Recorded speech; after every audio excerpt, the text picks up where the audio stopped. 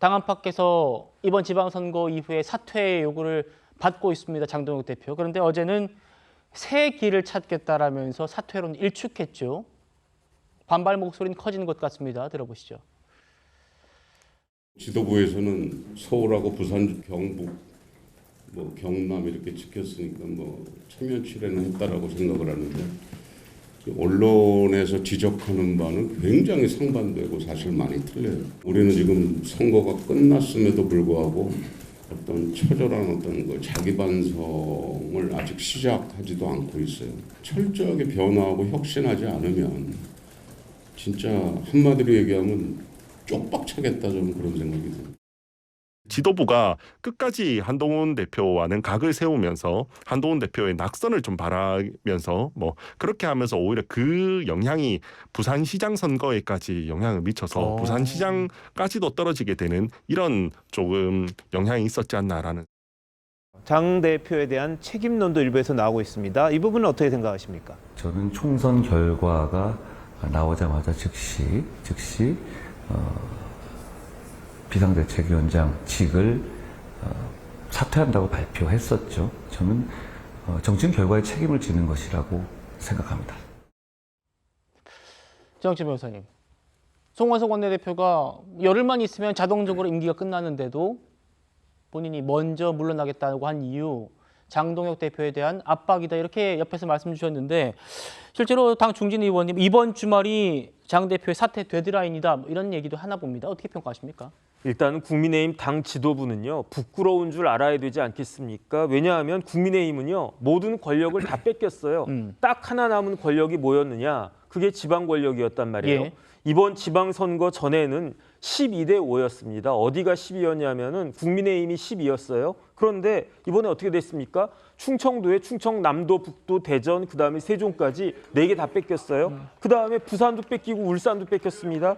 그다음 수도권에서는 인천도 뺏기고요. 강원도도 뺏겼어요. 8개가 날아간 겁니다. 서울도 뺏길 뻔했는데 간신히 지킨 거란 말이죠. 그래서 12대 5였던 그 지방 권력이 역으로 12대 4가 됐습니다. 지금 전남하고 광주가 합쳐져서 그렇지 그 지난번 2022년 기준으로 하면요. 12대 5가 역 13대 4가 된 겁니다. 그런데 많은 사람들 생각하기를 만약에 장동혁 지도부가 없었으면 그래도 최소한 2-3개 정도라도 더 얻어올 수 있지 않았을까? 그런 생각들 많이 하고 있지 않습니까? 그럼에도 불구하고 송원석 원내대표가 오늘 조금 전에 봤지만 물러나면서 뭐라고 이야기했습니까? 다음번에 내후년에 있는 총선에선 이기자. 그런데 지금 지도부 가지고 내후년 총선을 기대할 수 있겠습니까? 여기에 대해서는 국민의힘 현역 의원들이 누구보다도 잘 알지 않겠는가. 이러한 상황, 객관적 상황에서 장동혁 대표가 염치가 있다라고 하면 스스로 결단하지 않겠나. 저는 그렇게 생각합니다. 알겠습니다. 조경태 의원 같은 경우에는 저희 TV조선에서 했던 장동혁 대표의 토론회 발언을 인용하면서 약속을 지키라 이렇게 또 압박도 했던데 무슨 말인지 들어보시죠. OX 질문 드리겠습니다. 내년 지방선거에 패배하게 되면 당 대표직도 내려놔야 한다. 들어주십시오.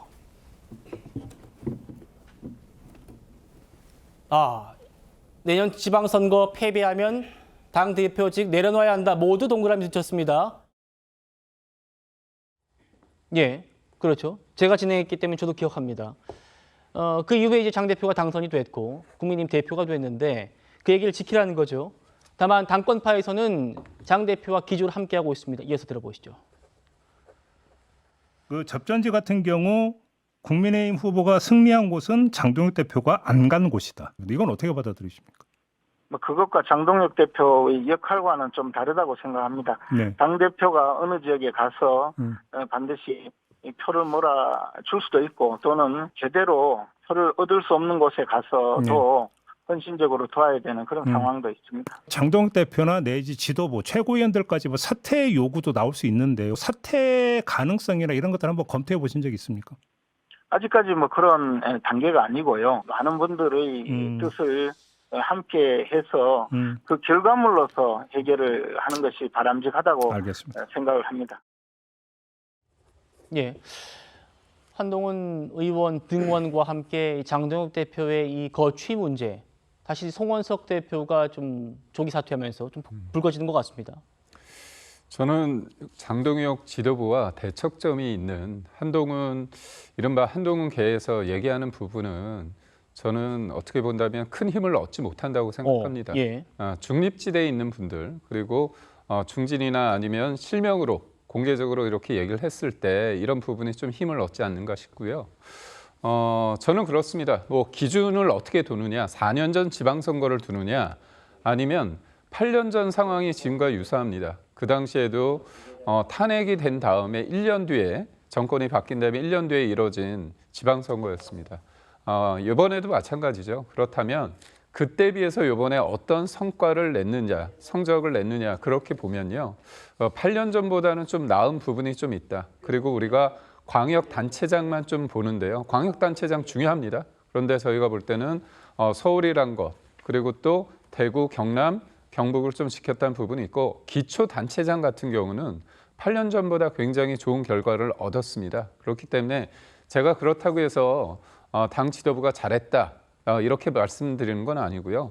더 부족하고 저희가 비판받아야 될 대목이 있습니다. 다만 이게 선거가 끝나자마자 누구를 심판하듯 이렇게 소위 말해서 바꾸려고 하는 모습을 봤을 때 저는 시간을 두고 중지를 모아가고 총의를 모아가는 그런 과정이 좀 더 필요하지 않을까. 이미 사퇴하라고 답을 정해놓는 것보다는 예. 그런 중지를 모아가는 과정 속에서 어떤 방향성이 제시되면 그 과정 속에서 국회의원뿐만이 아니라 당원과 국민들의 어떤 목소리도 반영돼야 되지 않을까 싶습니다. 알겠습니다.